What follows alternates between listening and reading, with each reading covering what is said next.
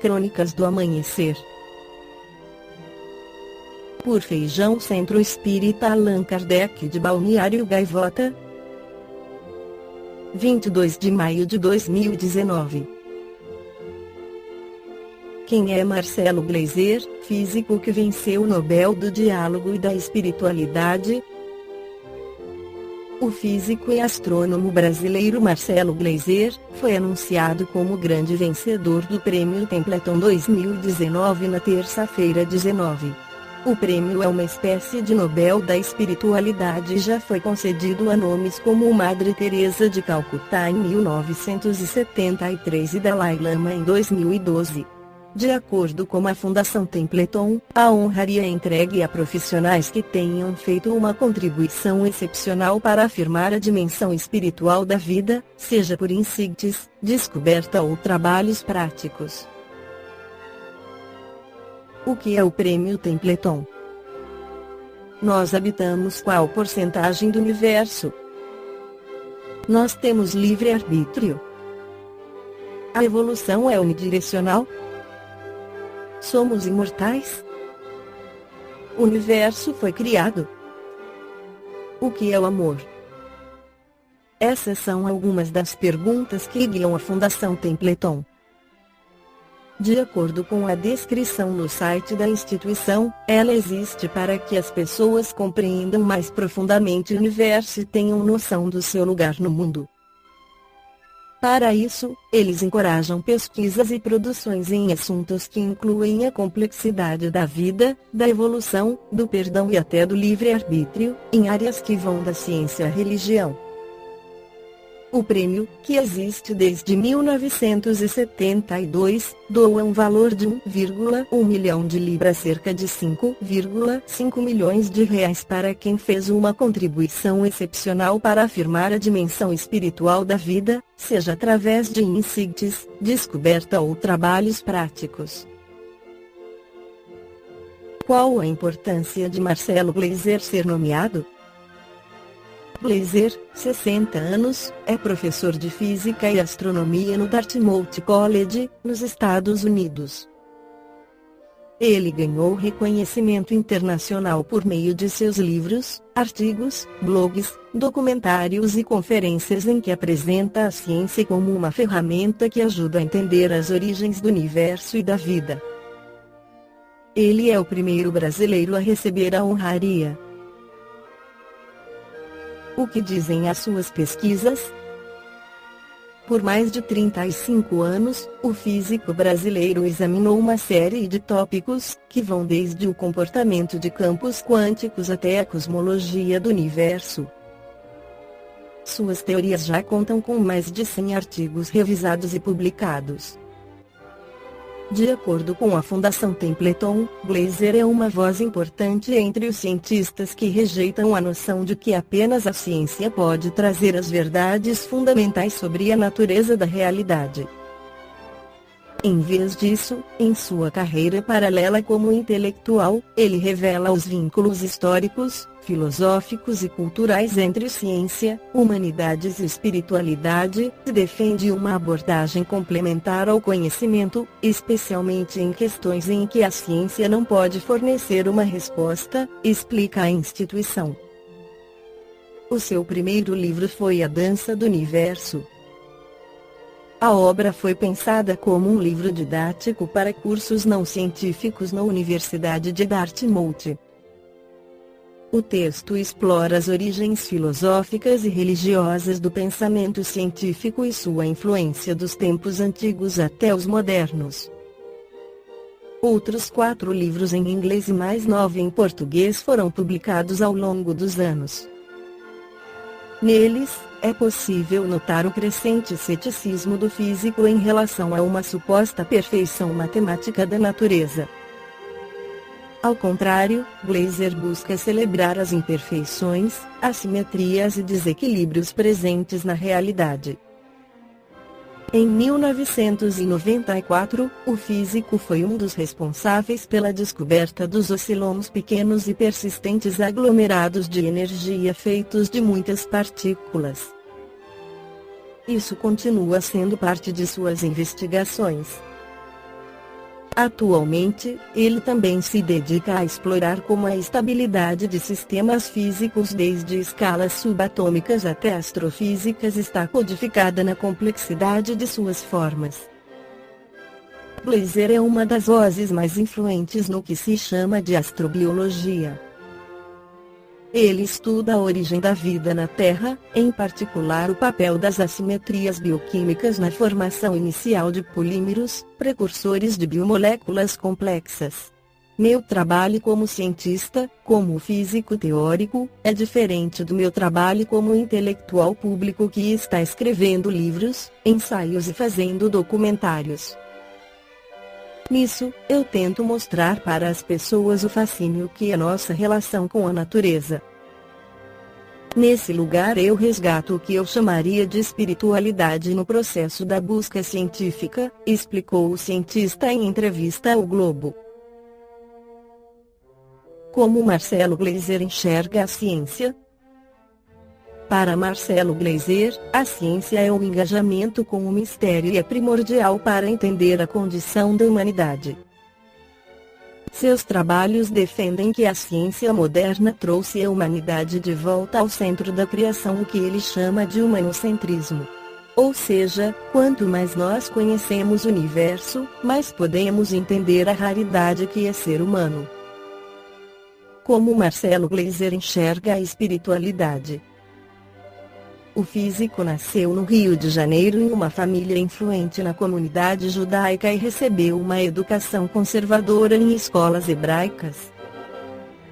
Hoje, ele se descreve como agnóstico, mas também se declara como não ateu.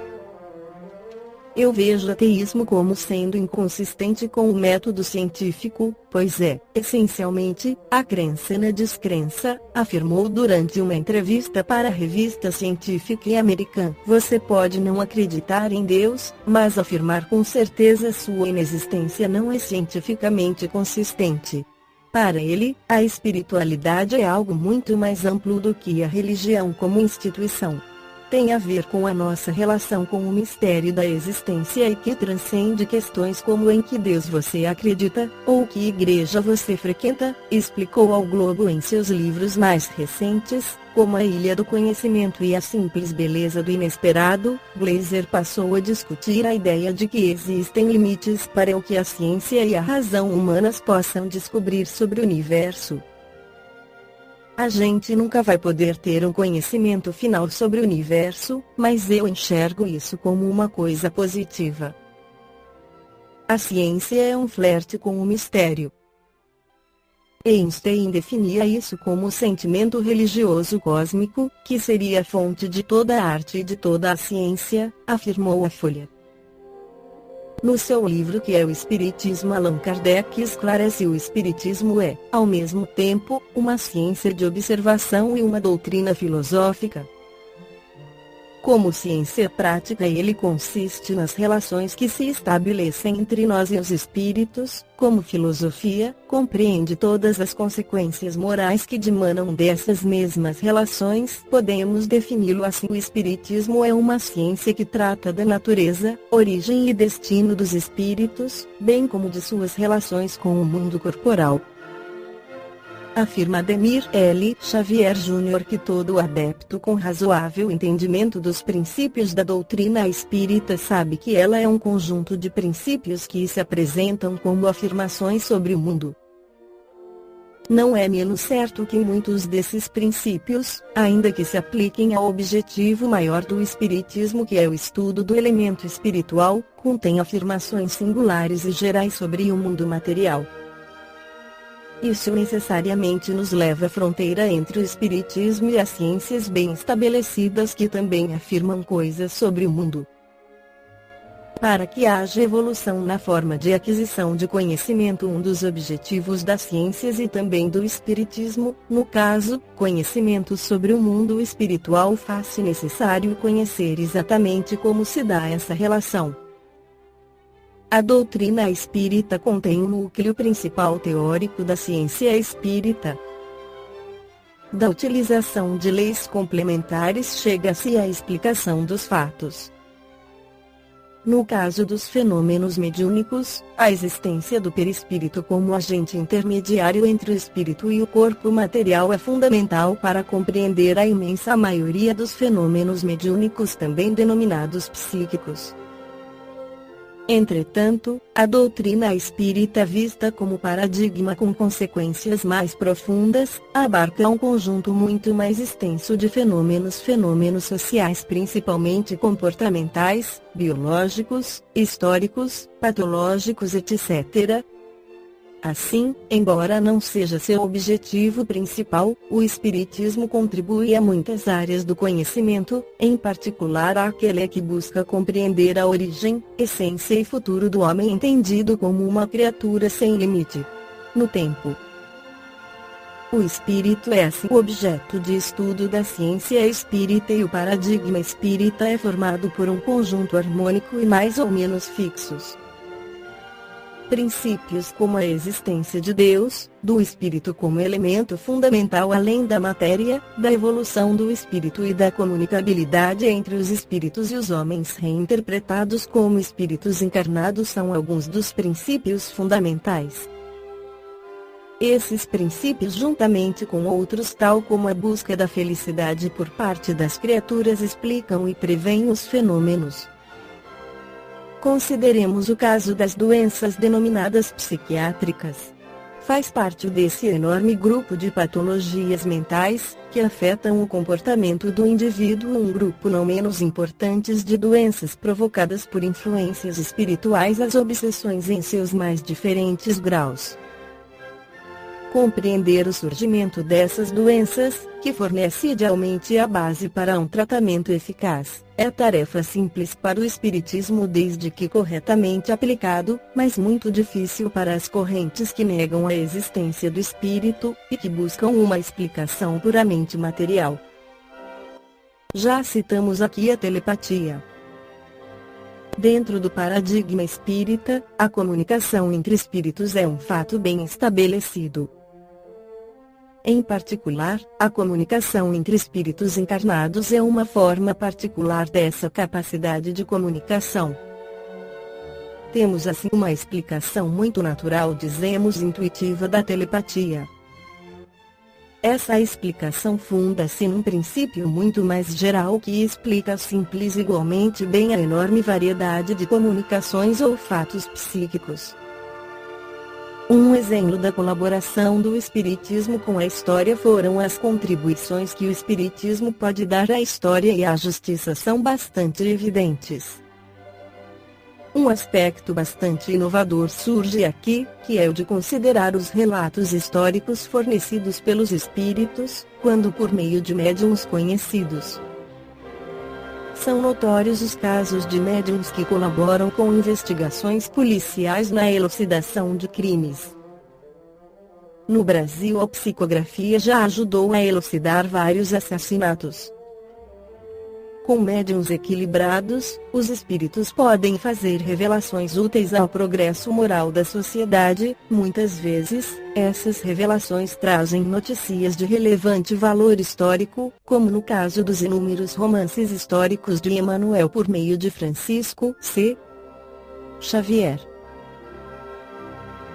Esta foi a crônica do amanhecer de 23 de maio de 2019.